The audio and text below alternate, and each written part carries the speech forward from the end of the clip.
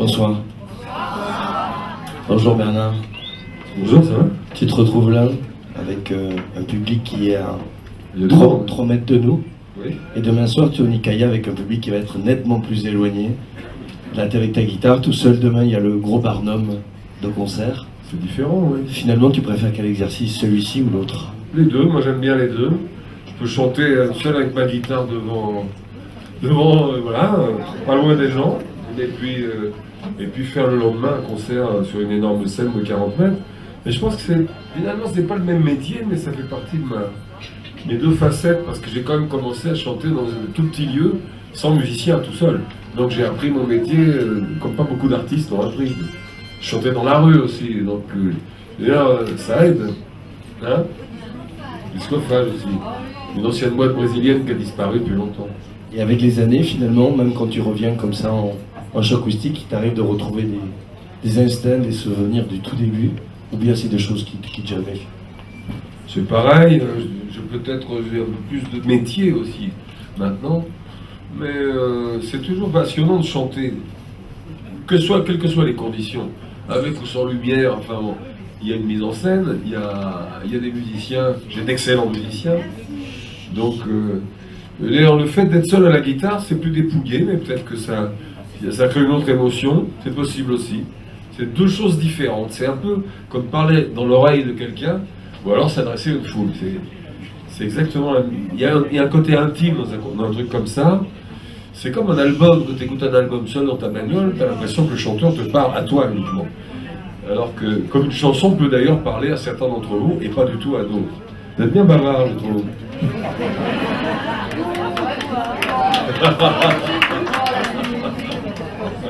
Bon, on va y aller directement. Tu nous parles à l'oreille, guitare en main, alors? Ouais, on va faire un truc comme ça. Alors je sais pas. Bon, il y en a une qui est très connue. Hein.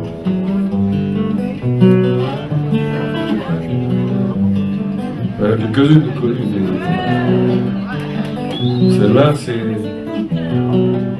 Celle-là, ces harmonies-là viennent d'un pianiste qui était chilien, réfugié politique, en Suisse. Malheureusement, il est mort très jeune, vers 35 ans.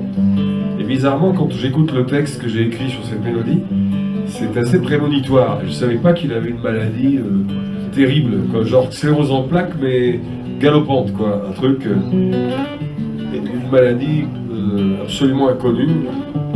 Enfin, très peu de gens ont ça. Donc ça dit, nous étions jeunes et larges d'épaules, bandits joyeux, insolents et drôles. On attendait que la mort nous frôle. On the road again, on the road again. Donc c'est prémonitoire, n'est-ce pas? Pour lui. Et la chanson raconte finalement tous les gens que j'ai croisés sur la route et qui ont disparu. Et plus je vais, et moins il y en a, évidemment, à cause de tout un tas de raisons, des guerres, des maladies. Les gens de mon âge, je parle. Hein. Alors j'en trouve des nouveaux, des plus jeunes, larges d'épaules, qui voyagent encore. Heureusement qu'il y en a qui voyagent encore, sinon je serais tout seul. Justement, est-ce qu'au final, depuis le temps que tu traverses les scènes, tout ça, tu vois ton public, est-ce que tu le vois changer finalement ton public, ou est-ce que c'est toujours la même composition, les mêmes atmosphères? Ils sont comme moi, ils ont pris des cheveux blancs. Donc à ce moment-là, bon, il n'y a pas de souci. Si tu vois, je faisais tirer la peau dans tous les sens et je me teignais les cheveux en brun pour ensuite les décolorer en blond par-dessus pour faire croire qu'ils sont bruns, mais que le soleil des Caraïbes m'a blondifié. Alors là, bon, dans un autre domaine, ça c'est le domaine, c'est différent. Hein, c'est autre chose, c'est Love Amour, c'est la femme de BHL. Là, elle a 25 ans depuis 25 ans. Je ne suis pas un salaud, j'ai son âge. Mais elle y arrive bien quand même. Ariel Dombal, moi je la vois régulièrement. Elle est belle, hein? Ouais, mais elle doit s'en occuper quand même, je pense. Et elle ne doit pas être seule non plus à s'en occuper. Non, mais elle a du charme en plus. Et je la trouve assez marrante parce qu'elle ne se prend pas du tout au sérieux en tant que bimbo. Elle est drôle, je trouve.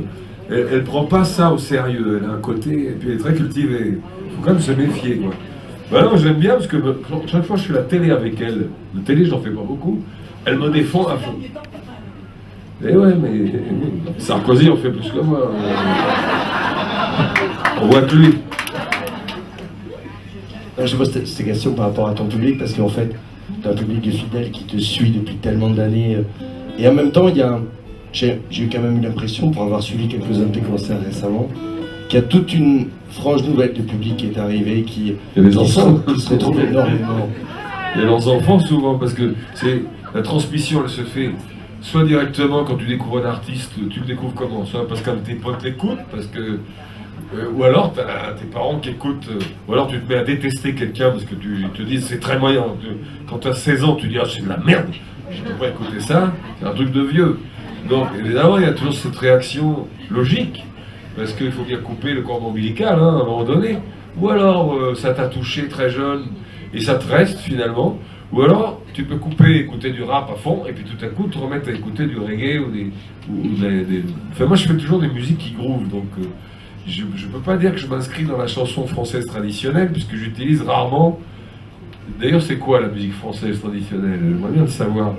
Donc je ne suis pas sûr que ce soit moi qui représente la chanson française traditionnelle. J'utilise quand même des musiques qui viennent vraiment de loin, que je mélange avec d'autres, comme j'ai fait dans cet album, avec, disons, entre Kingston en Jamaïque et Memphis, qui est la soul du Tennessee, de Willie Mitchell.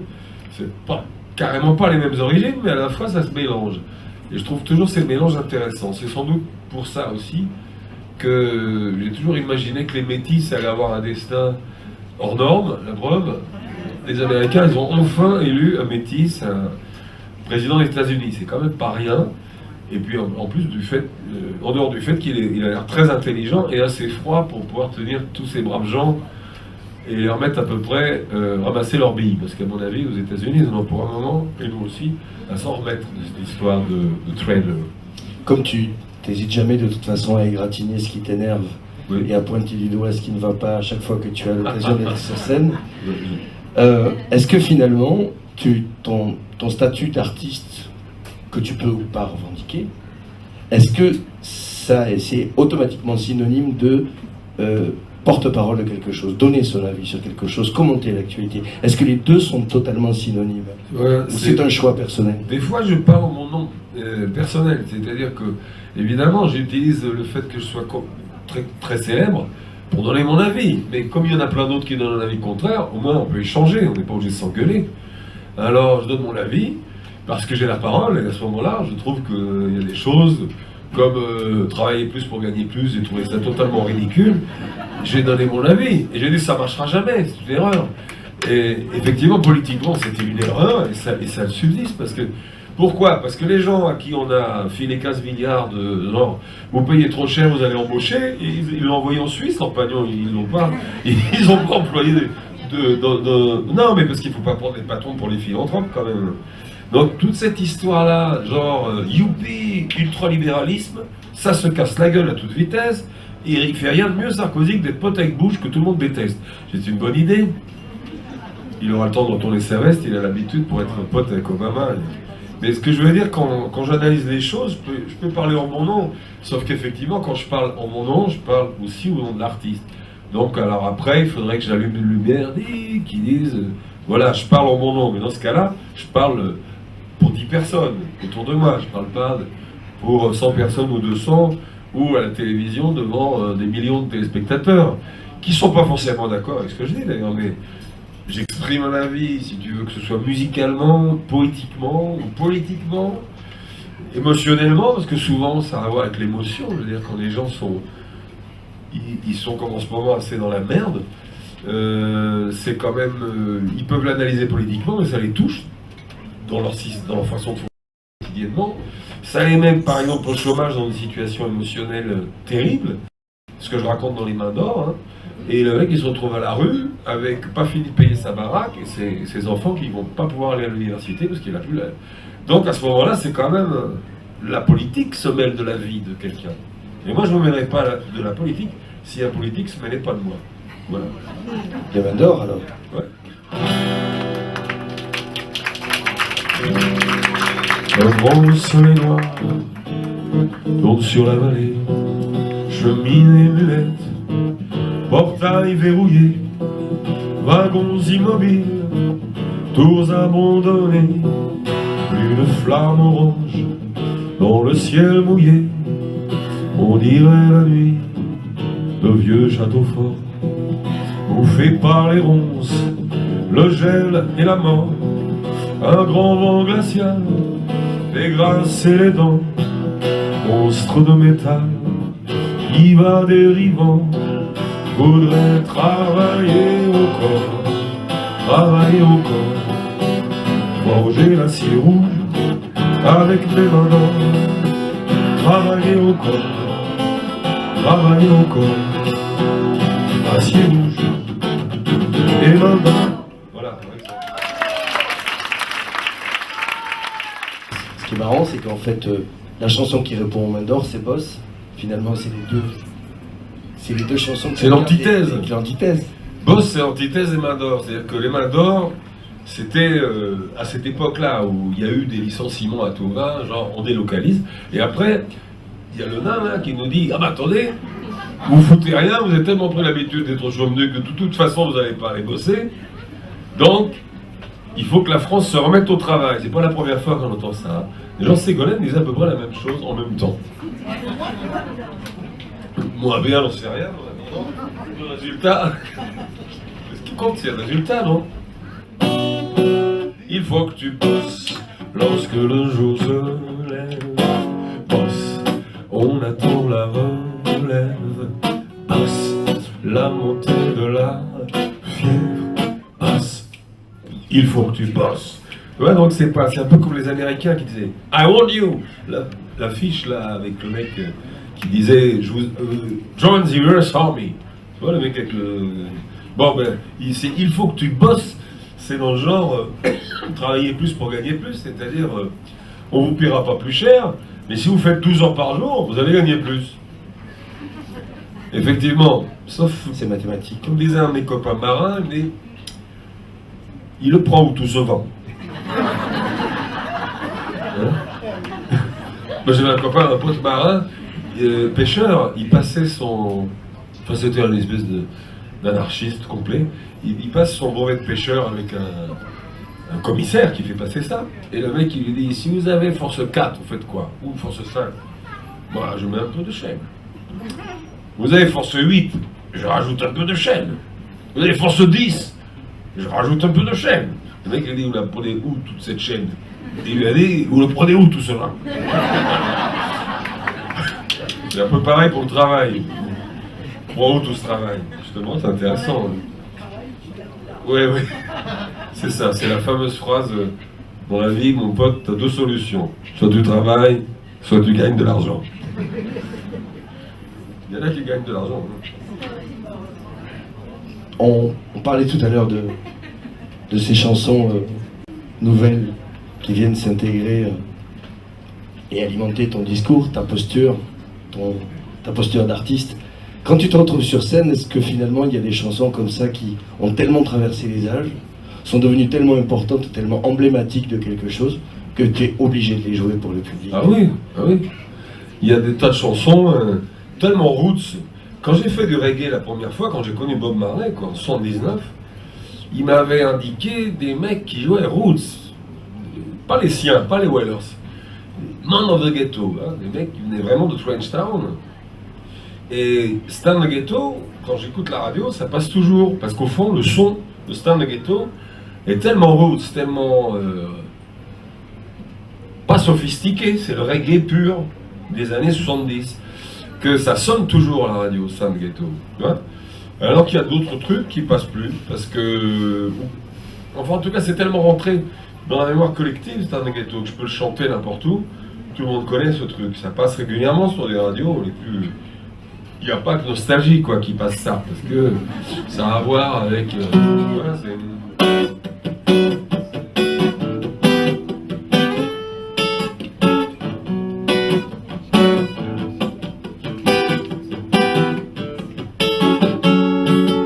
Si tu danses reggae, si tu penses reggae, tu balances reggae, sans défense, reggae. C'est spécial, reggae. Infernal, reggae. Ça commence à cogner comme un cœur régulier. I and I love the island of the sun. I and I know when and where I go. But it is so hard to feed my kids. But it is so hard to stand together, etc.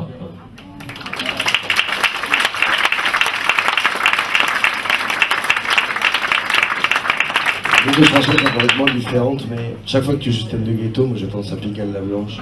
Et Pigalle la Blanche sont complètement différentes. Ah non, c'est du Pigalle la Blanche. D'abord, je l'ai fait pour un film où je lui ai Juliette Berthaud, qui était l'égérie de Godard à une époque, qui s'appelait Neige. Un film qui n'a pas dû marcher très fort, mais qui a quand même eu un prix à Cannes.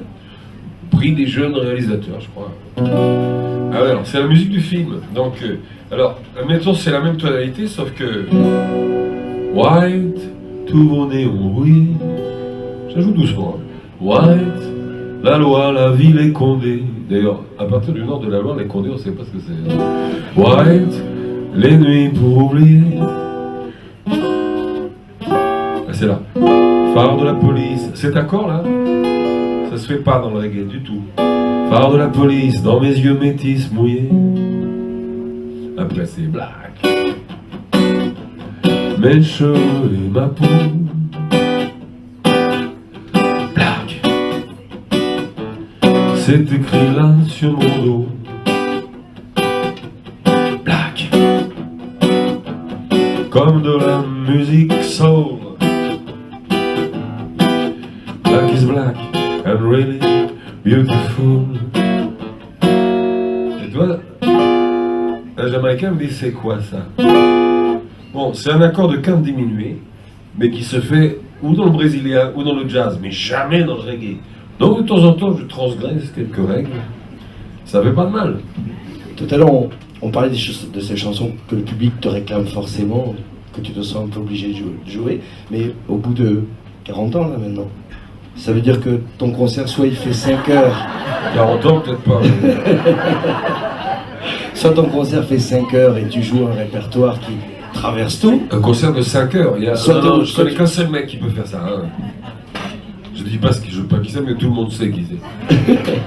Soit tu te retrouves avec des concerts qui ressemblent à du best-of. Comment tu doses? Comment tu choisis un peu? Ah mais moi je fais des trucs différents, hein, je change. Là, évidemment que j'ai écrit Samedi soir à Beyrouth, donc ça m'intéresse de chanter ce qu'il y a dedans. Pas tout, mais finalement il y a des chansons qui se répondent dans la nouvelle écriture comme dans l'ancienne écriture. Enfin, des chansons que j'ai écrites en 80 qui peuvent répondre à des chansons que j'ai écrites en 2008. Des chansons comme Betty qui peuvent répondre à d'autres chansons. Je veux dire, mais Betty dans le genre c'est assez unique parce que c'est la seule chanson, la seule je crois, où on parle du placard vu de l'extérieur et c'est un homme qui parle d'une femme incarcérée et je crois pas avoir connu, ou alors il y en a, mais alors je sais pas qui a écrit ça. Moi je suis dehors et j'écris pour une femme qui est dedans. En général c'est le contraire, c'est quand même le mec qui est dedans qui appelle sa mère ou la bonne femme qui lui écrit. Mais c'est plutôt rare la situation, cette situation-là, qui était une vraie situation, je ne l'ai pas inventée. Donc c'était une copine à moi qui était... elle a quand même fait 14 ans pour un truc qu'elle n'a pas commis en plus. Donc c'était parfait. Mais donc je l'ai écrit pour pas qu'elle se suicide. En réalité, c'est pas du tout pour faire une chanson pour le public au départ. C'est elle qui m'a dit chante-le aux gens. Ce qui veut dire qu'en fait, tu construis des concerts avec les chansons qui se répondent du dernier. Oui, oui. Tu essaies d'organiser un petit trip quoi, pour les gens. Ah non, un grand voyage. Moi, j'ai pas du tout envie de leur faire du bateau mouche, tu vois, au large de Nice, jusqu'à Menton. Non, pas beaucoup d'Indiens à Menton. Non, je leur fais faire un voyage, c'est un peu comme c'est une très vieille chanson que je chante de temps en temps. Voguant autour des îles de la mer Caraïbe, les tam-tams vaudous firent se lever les vents, découvrant des récifs ou des corvettes anglaises. gisaient depuis longtemps dans leur manteau de glaise. J'ai oublié le nom de cette île perdue, où les courants rapides poussèrent mon bateau noir. Je l'entends chercher une terre inconnue, planquée au fond des eaux de la mer Caraïbe. Mais si tu vas à San Salvador, va voir la femme qui sait lire dans les yeux du sang, aussi dans les flammes. Elle te dira des mots très forts comme les tambours qui dansent sur la terre des morts juste avant le jour.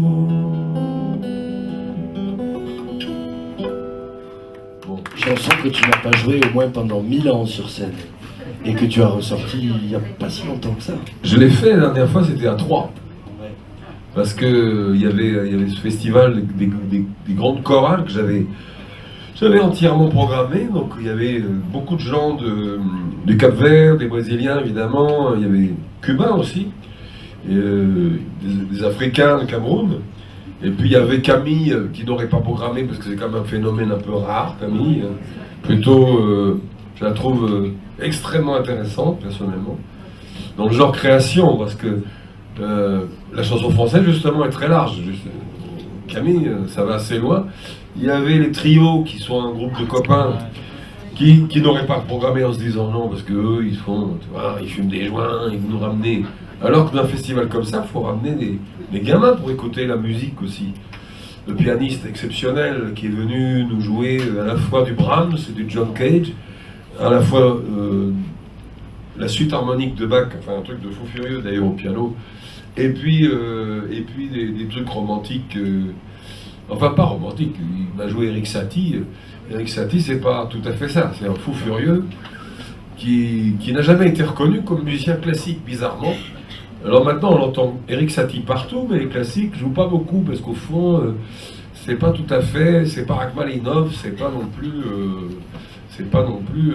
Debussy ou Ravel. Erik Satie, c'est un iconoclaste qui est mort sous un escalier dans une espèce d'endroit où il habitait, et qui accompagnait des chansonniers à Montmartre pour gagner sa vie.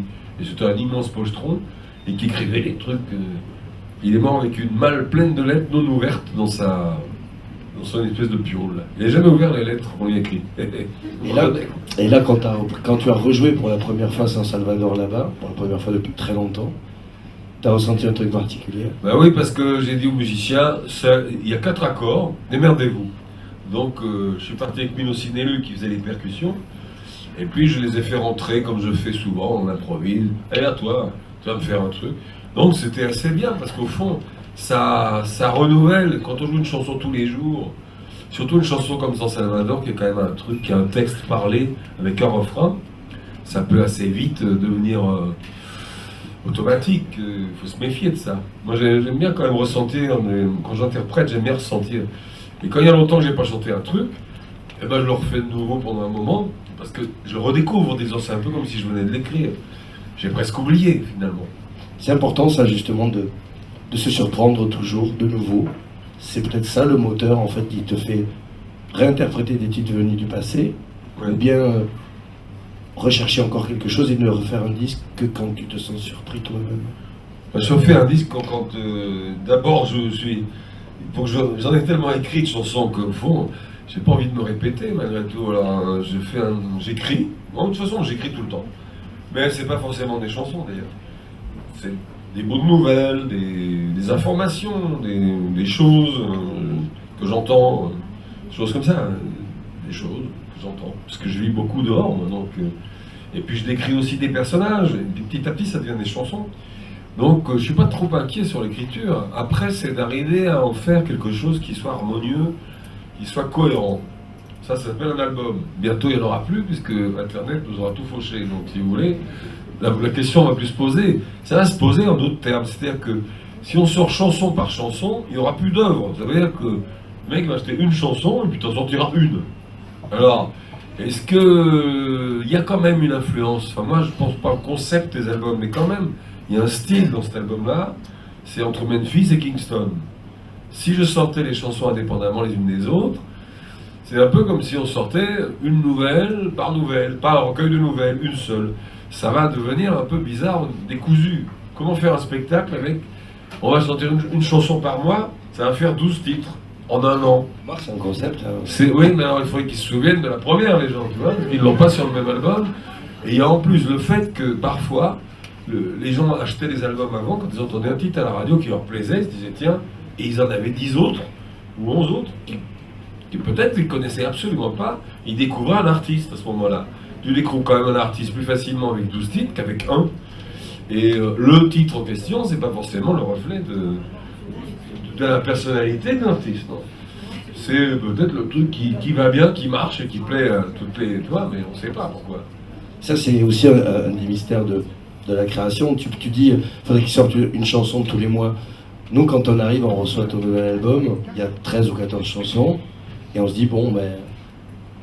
Elles sont très malsaines peut-être. Elles sont venues comment? Tout d'un coup comment ça vient? Ça vient par à-coup chez toi? 3 ou 4 à la fois. Enfin, quand j'étais à Beyrouth, j'aime bien écrire tout seul, moi, me barrer, pas avoir de personne avec moi. En plus, Beyrouth, j'emmène pas trop les enfants ni personne, parce que c'est un peu chaudard quand même, Beyrouth. On sait jamais ce qui peut se passer à Beyrouth. Donc, il peut se passer de super trucs, puis ça se met à tirer, on se demande. Donc, puis c'est pas des... Tu vois, c'est pas des balles à blanc là-bas. Alors, j'ai commencé à écrire Beyrouth, ensuite Solitaire, ensuite Ordre Nouveau, et puis Tu m'as quitté. Ma belle, enfin, 4 titres, mais pas fini, mais bon, déjà pas mal avancé. Et après, j'ai été faire, je sais pas quoi, je crois que j'ai été avec un philharmonique pour écrire les arrangements d'un hommage que je demandais à Léo Ferré pendant 12 concerts que j'ai fait avec un philharmonique. Que 3 fois, parce que le producteur s'est suicidé entre-temps, tellement ça avait coûté cher. Et après, on a fait Couture à cordes. Parce qu'effectivement, je lui ai dit, le projet, 90 musiciens, c'est chaud. Alors, pendant que tout le monde débauche, moi j'embauche. Je fais exactement le contraire. Le mec, il a dit, ouais, je veux 90 musiciens, sinon je tourne pas. Vous voyez 90 musiciens, c'est cher quand même. Hein. Et Distingué, t'es venu à quel moment? Distingué. Début ou à la fin? La fin, putain. À la fin. Distingué. C'est la dernière, c'est Boss que j'ai écrit. La toute dernière, c'est Boss. La Distingué. C'est juste avant parce que Jero, il me montre un truc, il fait. Papa. Attends, je crois que c'est là-haut. Ou alors c'est rond. Je dois être là. Ouais. Gente fine, outra coisa.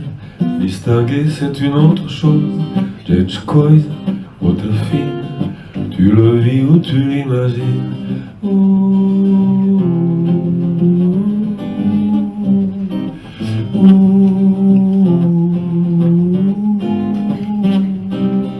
Dans les rues de la ville, chantent des foules indociles, mais la main du pouvoir se serre dans le velours noir. Tu ferais mieux de t'occuper de tes affaires, dérisoire ton pamphlet planétaire. Et la violence a ses clients.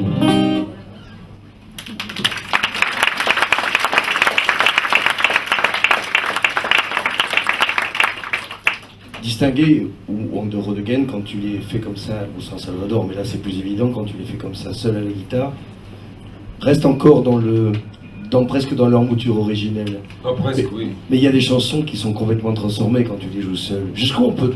Est-ce qu'une bonne chanson finalement peut être transformée à merci? On peut la changer. Ouais, des chansons qu'on ne peut pas faire seul. La salsa, ça se joue avec des cuivres. Et si on n'a pas de cuivre, ça devient terriblement chiant. Parce que la salsa sans cuivre, sans section de cuivre, évidemment, il faut des congas. Mais si on n'a pas de cuivre, c'est même pas la peine d'insister. On ne peut pas jouer de salsa.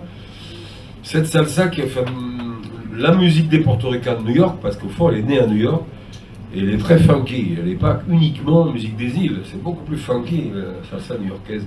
Les sons sont assez cradingues. Et puis même le bassiste, Salvador Cuevas, que j'employais, il jouait slap, comme la funk. C'est-à-dire qu'il faisait pas un truc de cubain. Non, non, c'est un truc new-yorkais. Donc ça, c'est impossible. Il y a des choses qu'on ne peut pas jouer, évidemment. Regarde, si je te fais ça, alors tout le monde se souvient, hein.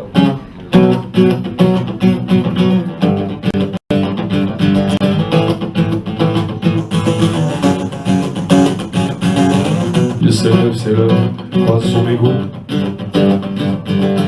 Dans un tasse de café, éteint la stéréo. Éteint le lampadaire, éteint le plafonnier. Éteint dans la cuisine, mais là c'est mieux. Couloir, une porte, un lit, c'est la nuit. Quelque chose pour dormir, je sais plus où je suis. Couloir, une porte, un lit, c'est l'ennui. Il y a l'affaire pour dormir, je dis pas toujours. Où es-tu quand tu es dans mes bras? Où es-tu? Est-ce que tu penses à moi? D'où viens-tu? Un jour tu partiras. Où es-tu quand tu es dans mes bras? Bon.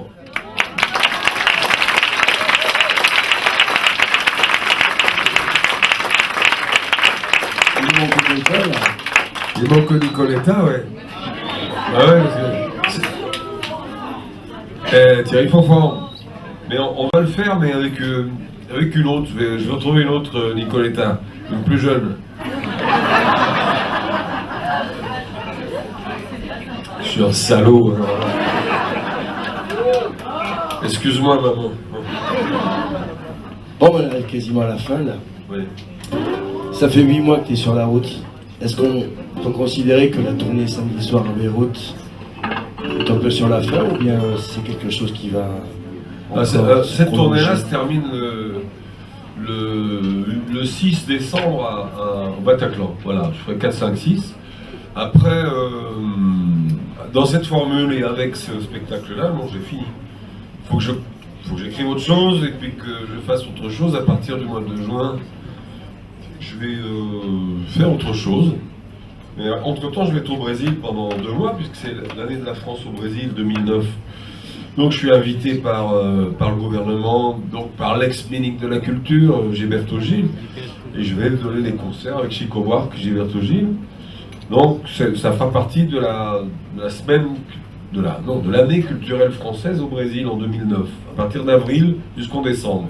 Je ne sais pas combien de fois j'irai, mais le plus souvent sera le mieux. Est-ce que c'est le genre d'événement aussi où peut se passer quelque chose de magique, dans lequel tu as plein d'idées qui se mettent en place pour des futures chansons? Bah oui, bien sûr. Quand on joue avec des musiciens pareils, des poètes de cette dimension, il y a plein d'idées. Puis je vais rencontrer des musiciens. J'ai beaucoup d'amis au Brésil aussi qui jouent de la musique, dans le Nord en particulier. Et je pense que c'est vraiment le genre de truc qui... Je pense qu'on peut sûrement trouver ou écrire une adaptation d'une chanson de ce moment-là qui va me plaire énormément, donc je vais écrire en français. Ou alors travailler sur une mélodie avec un de ces artistes brésiliens que je connais quand même depuis longtemps, et qu'on finisse finalement par en faire une ensemble. Ça serait assez marrant qu'on fasse une chanson je dirais, franco-portugnole, c'est-à-dire mélanger français, espagnol et portugais, à plusieurs. Moi, c'est un projet qui me tente assez. Ou alors travailler avec Bonga, que j'avais invité à Troyes, qui maintenant est un chanteur très connu dans le monde entier, qui est dans World Music, mais qui est toujours angolais, quoi. Il reste quand même très, très engagé dans son Angola natal, tout en vivant à Lisbonne. Hein. De toute façon, je ne suis pas sûr qu'il ait trop envie de retourner en Angola, souvent, parce que c'est quand même assez improbable, l'Angola, au niveau politique. Je te laisse avec ton public, qui va, à mon avis, va te demander une chanson, c'est-à-dire 50. Non, j'ai fini de chanter. T'as fini de chanter?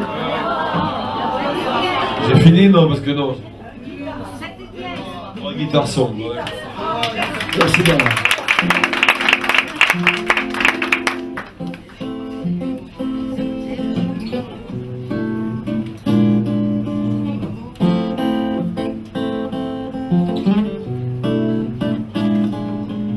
Cette féminine, au look androgyne ce soir-là, nu dans la vitrine, m'attirait une facile et voilà. Et je l'imagine comme une héroïne dans mes bras. Et je laisse courir mes doigts sur sa taille fine, j'ai cherché la rime à l'amour. Ce n'est pas facile, les figures de style toujours. J'étais sur le ring, j'attendais le swing du vainqueur. Et alors vint la douceur. Première guitare, première note, premiers accords, et la vie d'un seul coup a viré de bas. Et depuis tous les jours, elle est contre ma peau, elle est derrière mes mots, derrière mes mots.